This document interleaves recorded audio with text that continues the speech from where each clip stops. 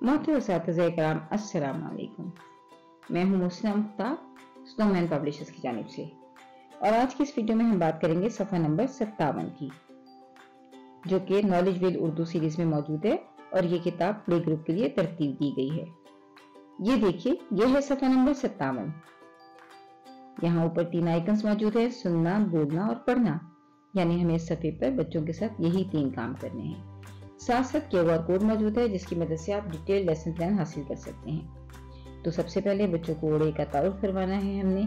अच्छा, अब तक हम तमाम हरूफ की इब्तदाई आवाज बताते आ रहे हैं, लेकिन रे एक ऐसा हर्फ है जो कि कहीं भी अल्फाज के शुरू में नहीं आता।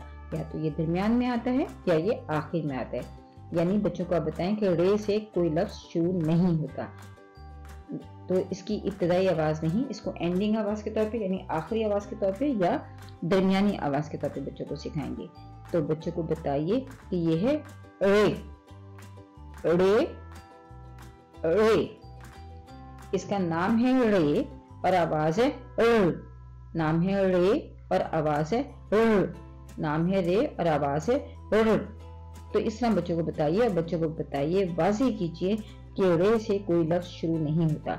इस बात को बहुत दफा दोहराइए और बच्चों को बताइए कि जैसे पहाड़ है तो देखिए पहाड़ के आखिर में रे आ रहा है, और ये है आड़ू तो आड़ू के दरमियान में रे आ रहा है।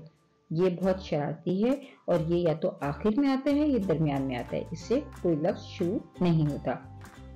ये बात अब बच्चों को एक तरह कह लीजिए कि बहुत ही अच्छी तरह से जहन नशीन करवाइए कि इसकी इब्तदाई आवाज नहीं है, लेकिन इसकी आवाज है र, जो कि आखिर में या दरमियान में आती है, जैसे कि पहाड़ और आड़ू में आ रही है। उसके बाद